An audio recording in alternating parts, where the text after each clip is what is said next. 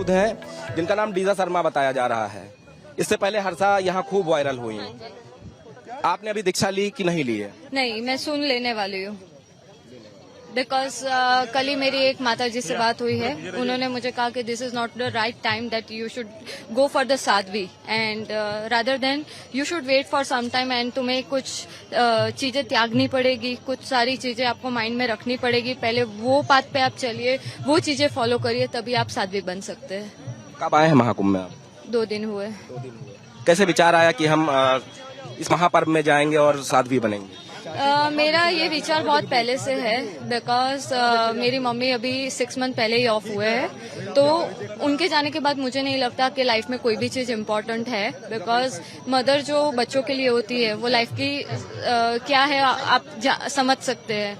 तो उनके जाने के बाद जो भी मेरे पास है, तो मुझे नहीं लगता कि वो सारी चीजें मटेरियल, पहले मैं बहुत मटेरियलिस्टिक थिंग्स में बिलीव करती थी, बट आफ्टर लूजिंग हर मुझे ऐसा लगता है कि नहीं, मटेरियलिस्टिक थिंग्स से अच्छा आप जितना धार्मिक रहेंगे, जितना भगवान की ओर रहेंगे, उतना मेंटल पीस आपको ज्यादा मिलेगा। तो कहाँ तक पढ़ाई की है आपने? कैसे विचार आया कि एकाएक यहाँ पहुँच गए? मैंने एमकॉम किया हुआ है और एमकॉम के बाद मैं एयर होस्टेस थी। एयर होस्टेस के बाद अभी जब से मेरी मॉम ऑफ हुए हैं, उससे पहले मैं ये धार्मिक चीजों में तो हूँ बिकॉज मैं प्योर ब्राह्मण हूँ।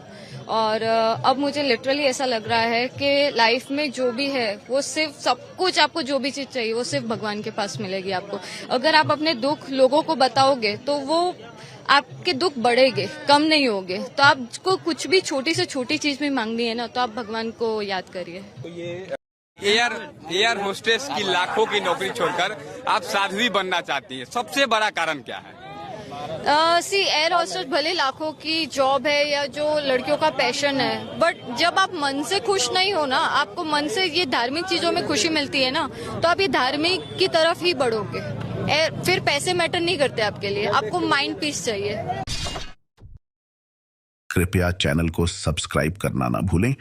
धन्यवाद।